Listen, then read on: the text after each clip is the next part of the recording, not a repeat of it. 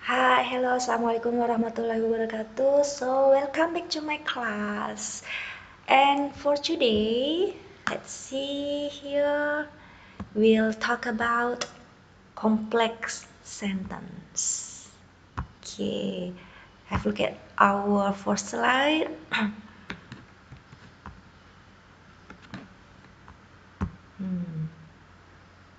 Yeah, so there are two kinds of clauses, independent and dependent. Jadi ada dua jenis klausa. Kalau di dalam complex sentence itu nanti ada dua jenis klausa. Klausa yang pertama disebut independent clause, kemudian klausa yang kedua disebut dependent clause. So now let's see about independent clause. Kita lihat apa itu independent clause. It is a group of words that has subject and verb, and it could stand alone. Jadi yang namanya independent clause itu adalah sekelompok kata yang terdiri dari subjek dan kata kerja, dan independent clause ini bisa berdiri sendiri di dalam sebuah kalimat. Next, dependent clause. It is introduced with a subordinator such as when, while, if, or before, and it cannot stand alone. Jadi yang namanya dependent clause adalah suatu klausa yang diawali dengan kata penghubung. Kata penghubungnya misalnya when, while, if, or before, dan tentu saja nanti ada banyak sekali kata penghubung lainnya. Dan dependent clause itu tidak bisa berdiri sendiri di dalam sebuah kalimat. Oke, jadi sekali lagi yang namanya complex sentence itu adalah suatu klausa atau kalimat yang terdiri dari dua klausa. Klausa yang pertama independent clause, dia bisa berdiri sendiri, mengandung subjek dan predikat atau kata kerja. Dan klausa dependent atau dependent clause yang klausa yang diawali dengan kata penghubung dan dia tidak bisa berdiri sendiri. Oke, di sini ada contoh independent clause ya. Foreign students suffer from culture shock. Kita lihat di sini, klausa ini mengandung satu subjek foreign students, kemudian ada kata kerja suffer dan dia bisa berdiri sendiri. Tetapi kalau dependent clause, di sini kita lihat diawali dengan kata penghubung when, kemudian when they come to UK, nah ini kan tidak bisa berdiri sendiri. Jadi ini disebut dengan dependent clause. Oke, tadi dikatakan bahwa dependent clause diawali oleh kata penghubung atau subordinators. Dan ada banyak sekali kata penghubung dalam bahasa Inggris. Berdasarkan kategori kita bisa membedakannya menjadi kata penghubung yang masuk dalam kategori time. Di sini ada when, whenever, while, as soon as, after, since, as, before, dan until. Kemudian ada juga subordinators yang termasuk kategori place. Ada where, anywhere, wherever, everywhere. Kemudian subordinators yang bermakna atau termasuk dalam kategori distance atau frekuensi. Ada as diikuti oleh adverb dan diikuti oleh as juga. Ini bermakna comparison, perbandingan. Oke. Sekali lagi ya, complex sentence consists of one independent clause and one or more dependent clause.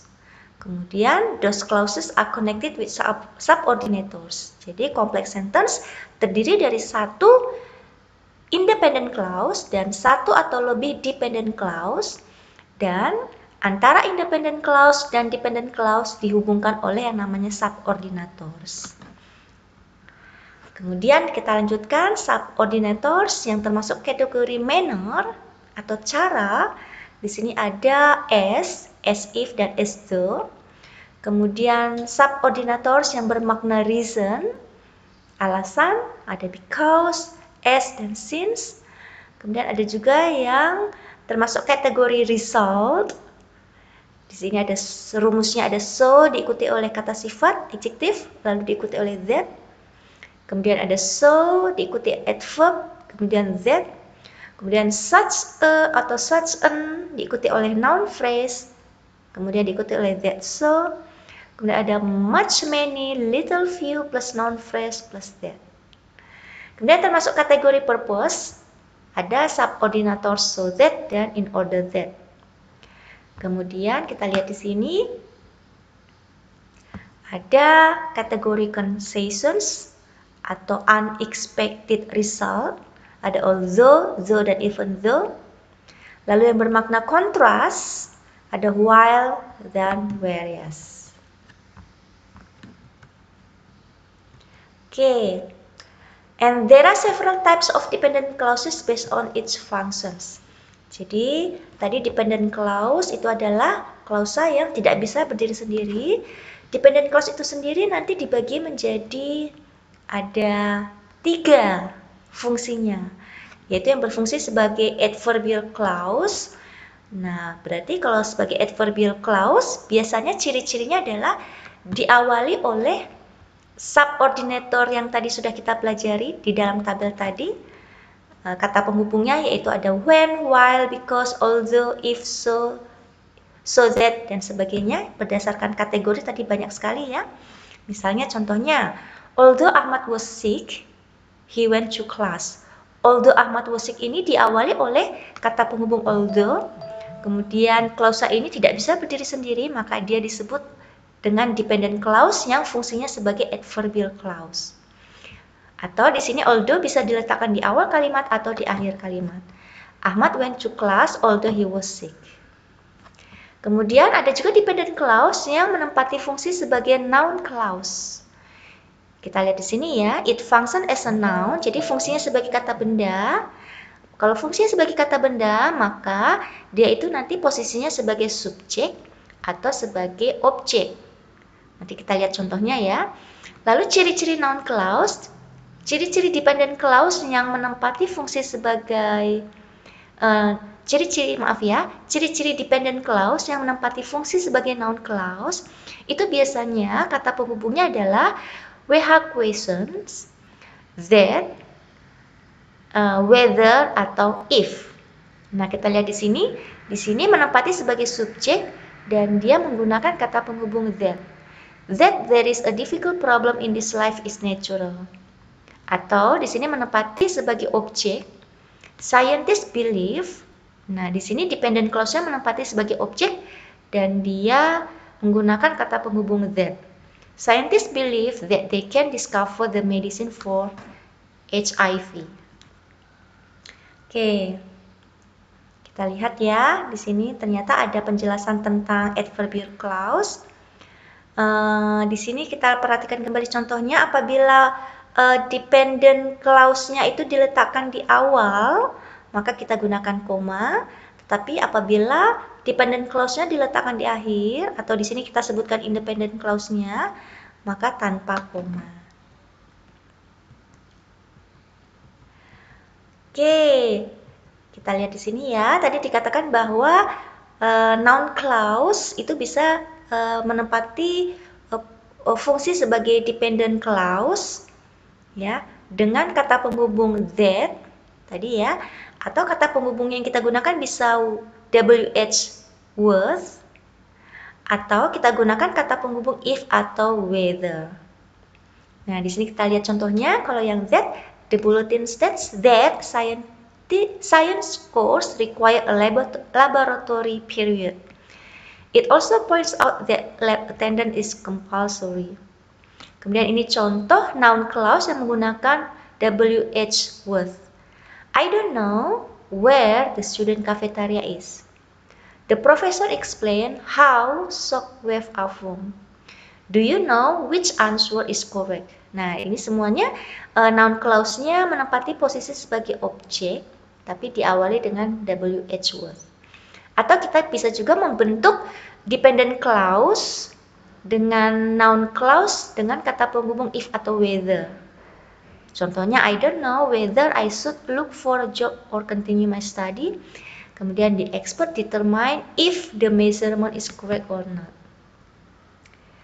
Ya, berikutnya tadi dikatakan bahwa dependent clause bisa menempati fungsi sebagai adverbial clause dengan kata penghubung yang tadi sudah ada di awal di dalam tabel. Kemudian dependent clause juga bisa menempati fungsi sebagai noun clause. Tadi ya dengan kata penghubung that, WH, atau whether atau if. Berikutnya, dependent clause menempati fungsi atau fungsinya sebagai adjective clause.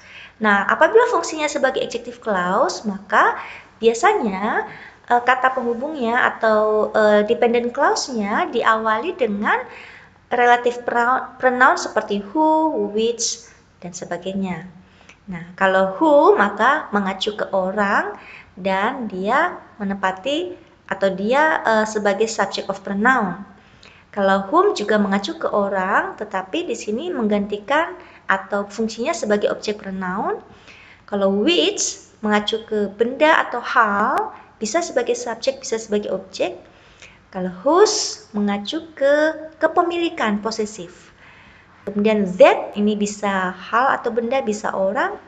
Kalau where mengacu ke tempat, when mengacu ke waktu, dan why mengacu ke alasan. Kita akan lihat contohnya ya. Man, nah man di sini adalah orang dan dia sebagai subjek, maka kita gunakan kata penghubungnya who are not married. Nah, who are not married ini adalah dependent clause, tidak bisa berdiri sendiri ya, tapi dia fungsinya sebagai adjective clause. Men who are not married are called bachelors. Contoh yang lain misalnya last year we went to the Red Sea which features excellent scuba diving. Oke, berikut ini saya berikan banyak sekali contoh-contoh untuk dependent clause yang menempati fungsi sebagai adjective clause. Kita lihat ya, kita baca ya. Oke, the first sentence. Beringharjo Market, which is located in Malioboro Street, is the biggest market in Yogyakarta. Contoh kedua, a situation that is causing a major problem in the auto industry is the popularity of Japanese import. Kalimat ketiga, contoh ketiga, Tom Brown, who ran for mayor of our city last year, is a friend of my brother. Kemudian contoh keempat, he went to work for computer corporations whose main offices are in Chicago. Kemudian contoh kelima, she is the wonderful counselor whom I told you about. Kita lihat contoh keenam, the store where we shop for groceries is closed for vacations. Oke, seperti itu teman-teman. Oke, now it's time for exercise. Kita lihat di sini ya, below a complex sentence, di bawah ini ada complex sentence.